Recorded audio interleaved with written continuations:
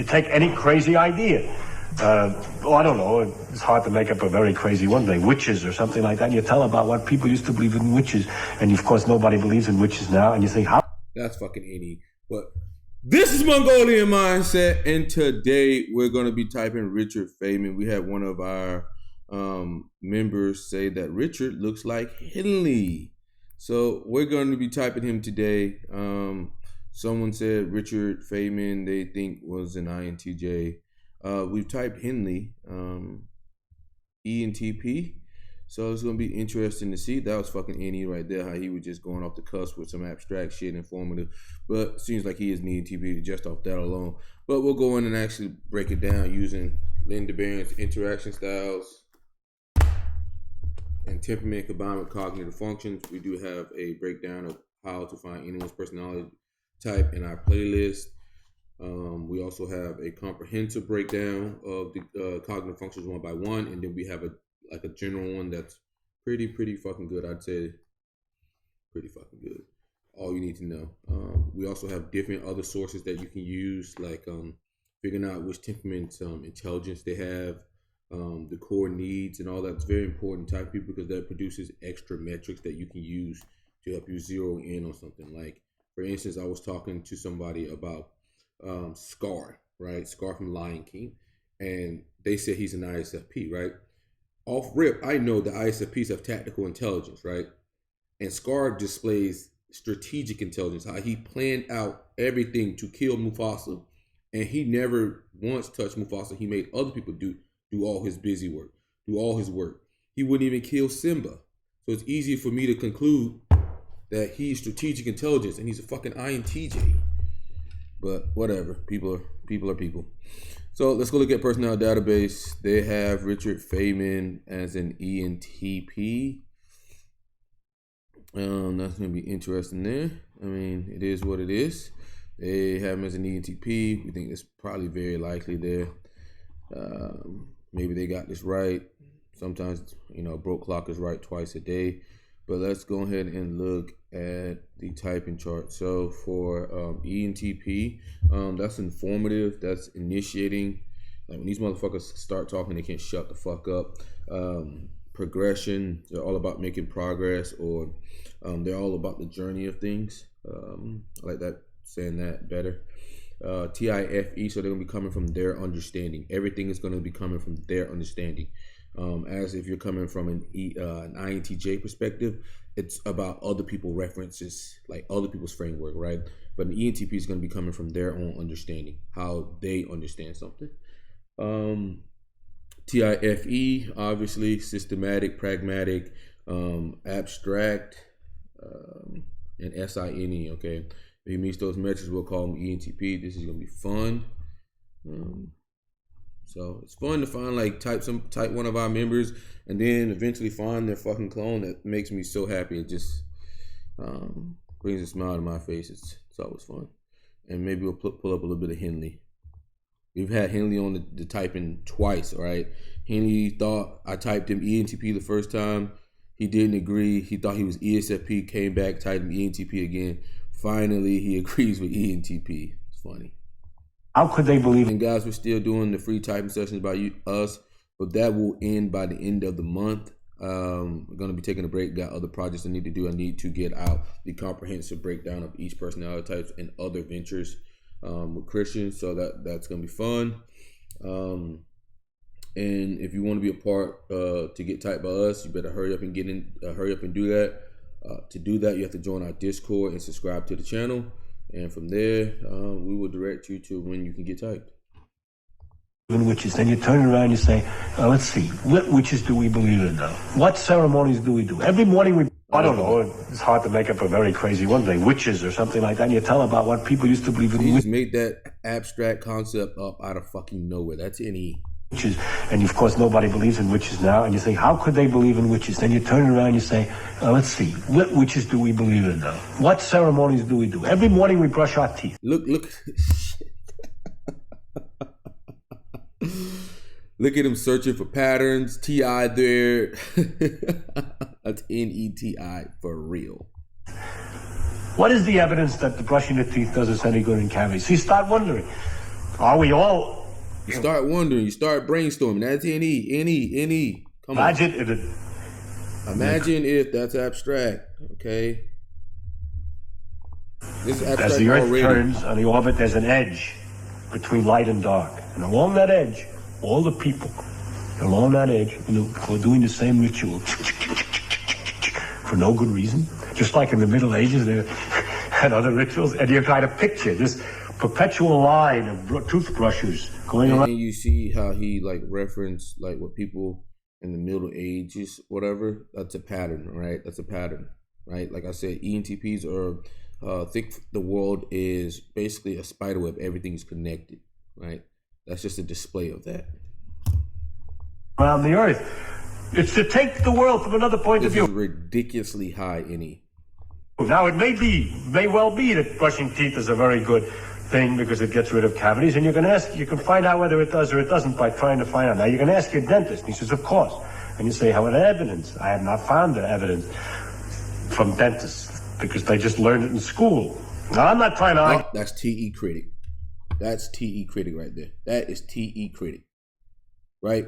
Went to the dentist, asked the dentist. Dentists don't know because they just was taught to fucking know. All right, TE critic. TE criticing the shit out of them. The evidence from dentists because they just learned it in school. Now, I'm not trying to argue that it's good or bad to brush teeth. What I'm trying to find out. Now, you can ask your dentist. And he says, of course. And you say, how are the evidence? I have not found the evidence from dentists because they just learned it in school.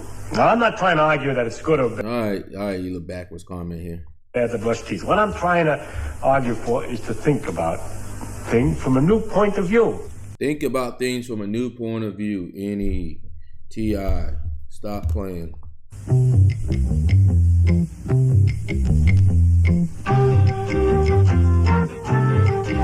The earliest one, when I was a kid, I invented a problem for myself, the sum of the powers of the integers. And in trying to get the formula... And I want to ask you a question. Would an INTJ talk like this? Really? Really? Do some really thinking. Would an INTJ talk like this? The answer is fuck no. The sum of the powers of the integers. And in trying to get the formula for it, I developed a certain set of numbers that formula for which I couldn't get. Systematic. Okay. TI. And I discovered later that those were known as the Bernoulli numbers, and discovered in 1739. So I was up to 1739 when I was about 14, you see. And then a little later I discovered something. I find out they invented a thing called, which we now call operator calculus. And that was invented in 1890 something, you see. This is the problem that I have with ENTPs, right? If you just do the research, you can skip happen to fucking NE and TI everything. If you just do the research, you could be way further along. This is my biggest problem with a fucking ENTP. This shit gets on my fucking nerve. You're literally wasting time trying to NETI some shit when you could just pick up somebody else's work who's done more than you, get their conclusion, and move on from there and build something the world has never seen. But you're too busy trying to NETI shit and wasting fucking time. I was inventing things that came later and later. But the I'm inventing things that's already been done. That's my problem. That's my problem. The moment when I began to realize that I was now working on something new was when I read... Finally, there's a progression. About quantum electrodynamics at the time. And I read a book and I learned about it. For example, I read Dirac's book, and he had these problems that nobody knew how to solve. They were described there. I couldn't understand the book very well because I really wasn't up to it. But I couldn't understand the book, T.I. In the last paragraph at the end of the book, it said, some new ideas are here needed. And so there I was. Some new ideas were needed. Okay, so I started to think of new ideas. NE's needed? Okay, I'm an NE hero. Let's go. Okay, here come Goku. NE Goku. Go away. See? Look at that. This is. I mean, INTJ, really, bro? Really? And so really? There I was. Some new ideas were needed. Okay, so I started to think of new ideas. Come on.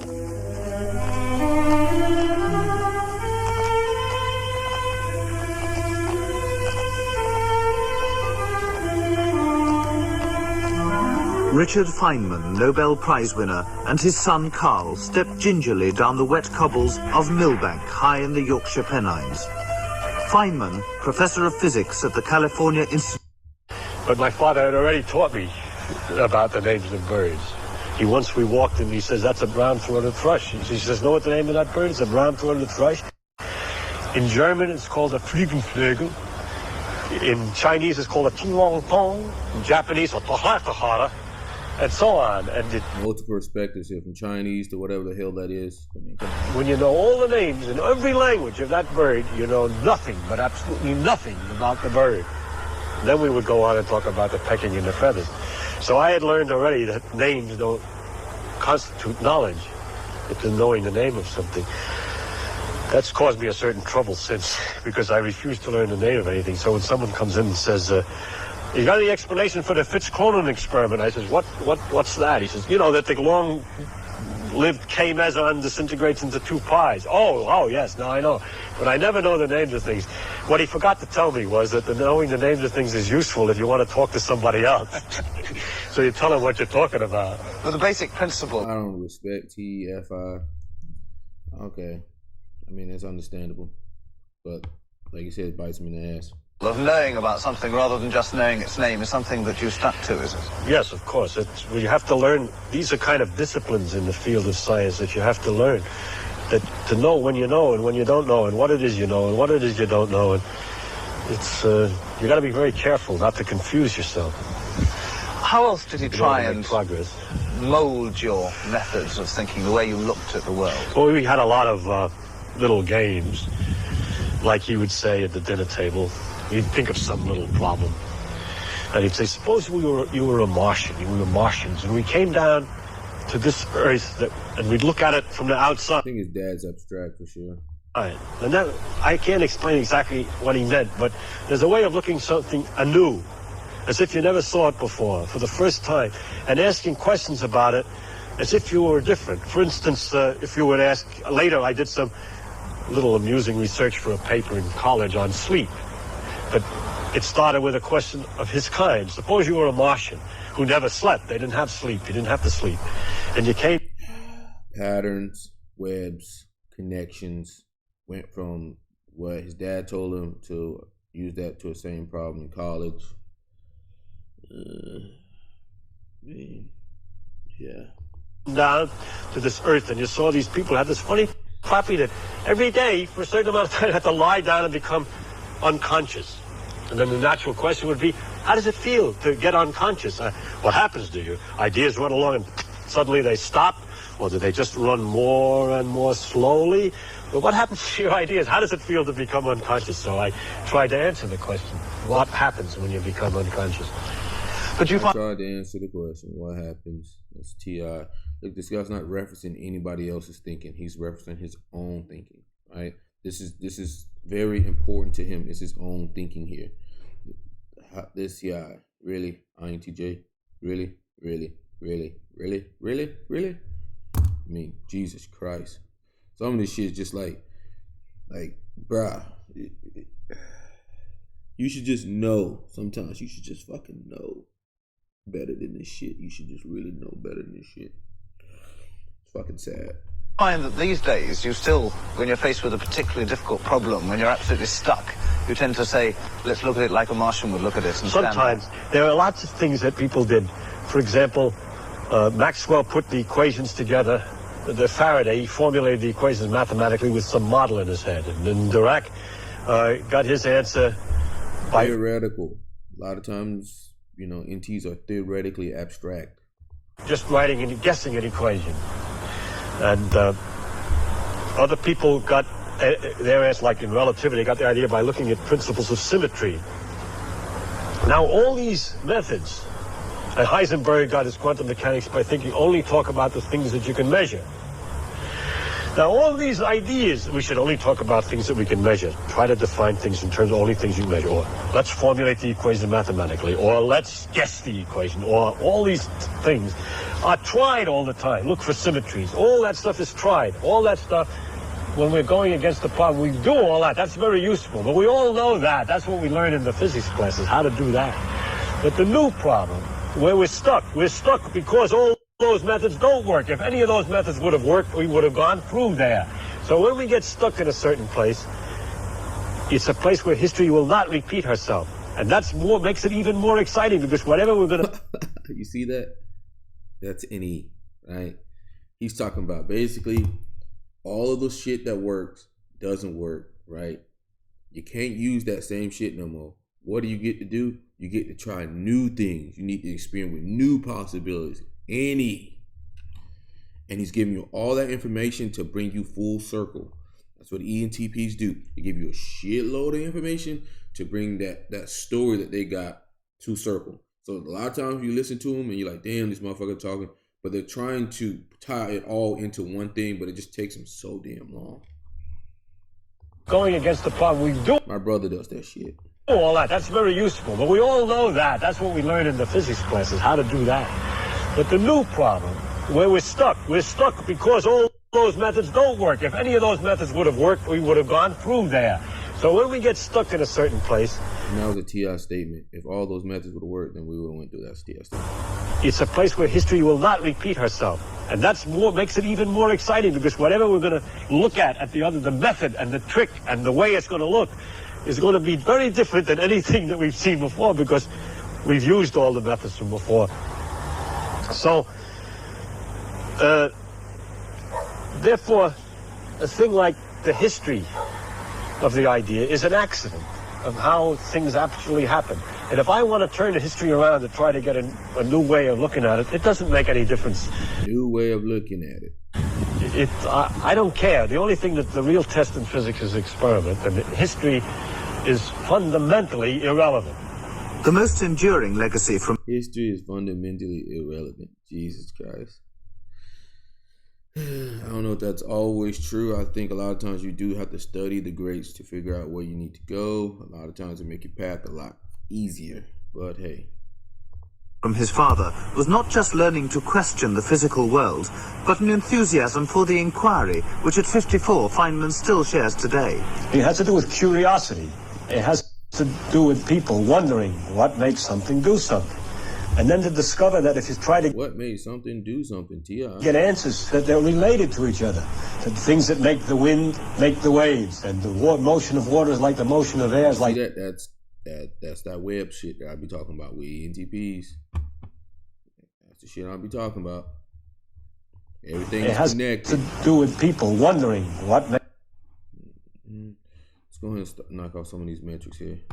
Go ahead and I mean, I think we definitely have enough to say that he is tremendously tremendously. Like, this guy, if I had to rate him 1 out of 100 on NE, the bitch is like fucking at least 93 overall. Okay, it's insane. Okay, we got NE, we got a lot of TIFE. So with that being said, you would have SFJ and ENTP just on that. This guy's obviously abstract. Don't even kid yourself. So you have either INTP or an ENTP, right? We did get TE critic there when he was critiquing the dentist. So that's more evidence for ENTP. We also got progression, and this guy is initiating it quite a bit. So we do have ENTP, but we'll go back, get a little bit more just for the hell of it. It's fun, whatever. But INTJ? Really, bro? Really, bro? Make something do something. And then to discover that if you try to get answers, that they're related to each other. That things they're related to each other. Make the wind, make the waves. And the motion of water is like the motion of air, is like the motion of sand. The fact that things have common features. You see how he is lining all that shit up? Like, pattern, pattern, pattern, pattern, pattern, pattern, pattern. Even to the down to the fucking sand. Turns out more and more universal. What we're looking for is how everything works, and how everything is, what makes everything work. And what happens first in the history is we discover the things that are on the face of it obvious. And then gradually we ask more questions, and then we dig in a little deeper to things that we can just make. We need to do a little more complicated experiment to find out about it. but it's a curiosity as to where we are, what we are. It's very much more exciting to discover we're on a ball, half of it sticking upside down. It's spinning around in space. It's a mysterious So he just went in any world right there. force which holds us on. It's going around a great big glob of gas that's burning by a fire that's completely different than the fire, any fire we can make. Well, now we can make that fire, nuclear fire. No, but that's a much more exciting story to many people than the tales which other people used to make up who worried about the universe, that we were living on the back of a turtle or something like that. They were wonderful stories, but the truth is so much more remarkable. And so the truth is more remarkable, T.I. What's the pleasure in physics is that, for me, is that as it's revealed, the truth is so remarkable. To me, he made sure to say to me, so this is my understanding. So amazing. And I have this disease, and many other people who have studied far enough to begin to understand a little of how things work are fascinated by it. And this fascination drives them on to such an extent that they've been able to convince governments and so on to keep supporting them in this investigation that the race is making into its own environment. As a theoretical physicist, Feynman doesn't have a laboratory, and he finds family relaxation helps him to concentrate. In recent years, he's been concerned. And you find out that the rules are very simple of the game, the mechanical rules by which you can figure out exactly what's going to happen when the situation is simple. It's again this chess game business. If you were in just a corner where only a few pieces See how he took that to chess? are involved, you can work out exactly what should happen. That was a little T.I. statement in there. And you can always do that when there's only a few pieces. And so you know you understand it. You understand it, T.I. Yet, in the real game, it's so many pieces you can't figure out what's going to happen. So there was a kind of hierarchy of different complexities. It's hard to believe. It's incredible. In fact, most people don't believe that the behavior of, say, me, one yak, and you nodding and all this stuff is the result of lots and lots of atoms all obeying these very simple rules. Come out that it evolved. We're getting theoretically abstract here. Into such a creature that a billion years of life with its experiences has produced a thing with prongs that stick out like this and so on.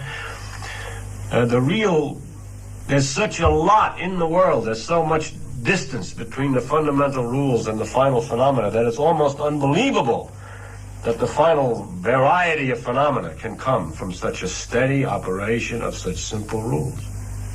But you've had to build the most complex scaffolding to find out the simple rules. But it is not complicated. It's just a lot of it.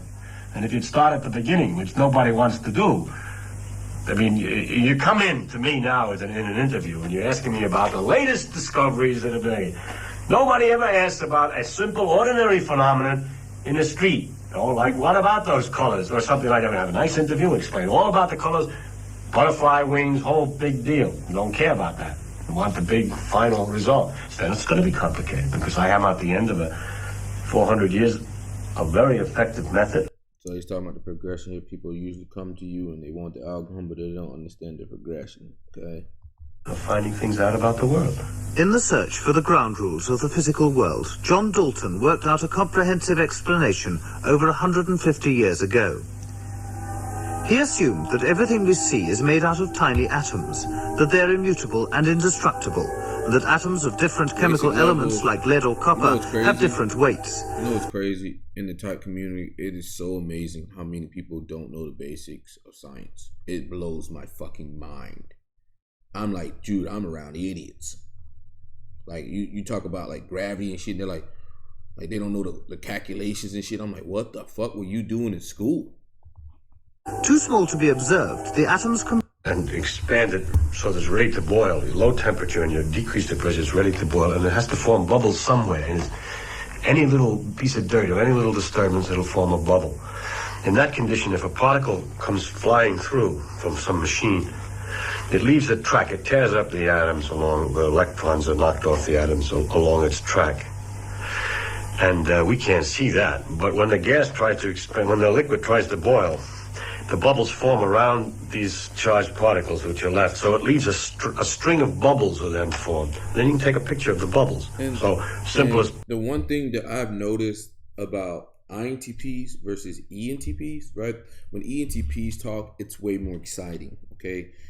They know how to talk, which I give all INTPs this nugget: always dumb yourself fucking down, because you try to talk at somebody like they have a PhD and the same level of knowledge that you have. But you see him, how he's simplifying it. He's making it what anybody who's maybe don't even have that strong a science background can understand what he's saying.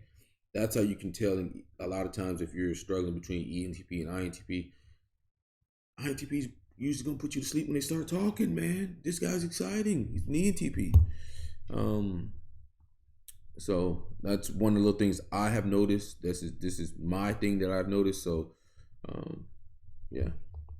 Picture would be if you had a machine that made fast particles, particle would go through, and you see a string of bubbles.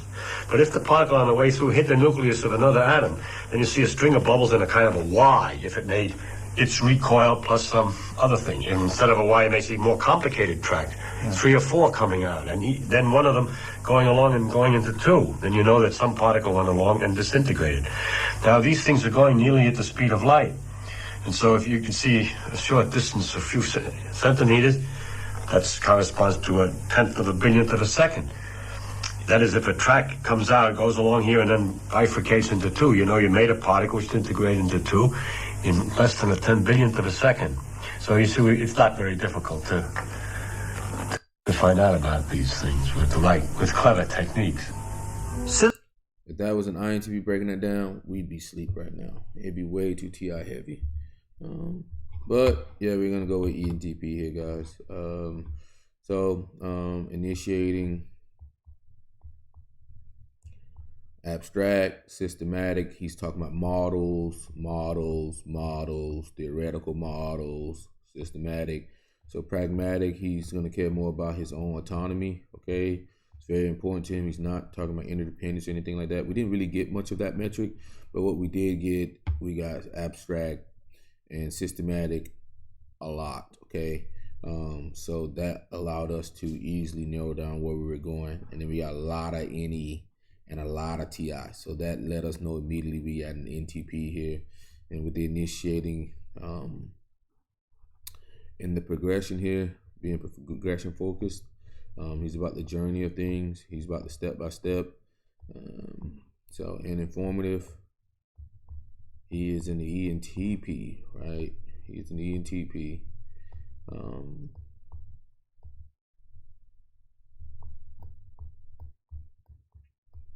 I'm gonna go Enneagram 7, W6. I'm gonna go SO /SX. You know, got a little bit of that sexual in there. You can romanticize some shit. I think this guy's Prodigy ENTP for sure. Prodigy, and this is what you want to be doing as the ENTP. Take with this guy his formula. Like if someone has a certain type of you, take their fucking formula, man. Steal what they got. Okay, you'll be somewhere close if you steal what they got. Another thing I always tell any type is, like, if you are an INTJ, study ENTJs, and if you're an ENTP, study INTPs. That's just going to take your game to the next level, and it's going to make you care more about your inferior, and it's going to make you care more about your parent, because they're going to be leading with with their hero. They're going to be leading with their hero, and that's going to be your parent. So it's going to make you want to develop your parent, okay?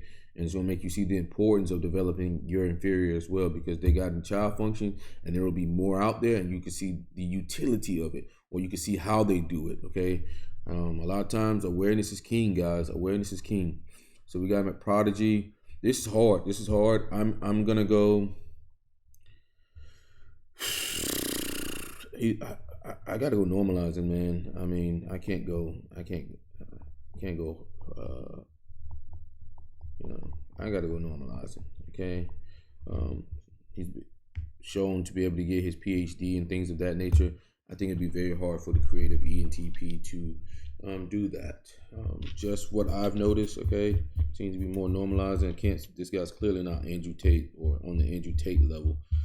So he's clearly not dominant, and he's not harmonizing. So only choices you have is creative and normalizing. And creative is kind of wild, man. A lot of times I see them more, unfortunately, as like abstract ESFPs to me. Okay, sorry, it is what it is, bro. But the normalizing does pretty damn good as an ENTP. Normalizing and dominant is the preferred one, I would say, for an ENTP if you're going to be a subtype. But as anything, I always say, hey, it is what it is. Awareness is king. Awareness is king. And comment below what you think. Let me know if you disagree. We know some people say he's INTJ. I am not seeing it, and I think you're loony toony, and you need to get drug tested. And Personality Database got this correct, and this was fun.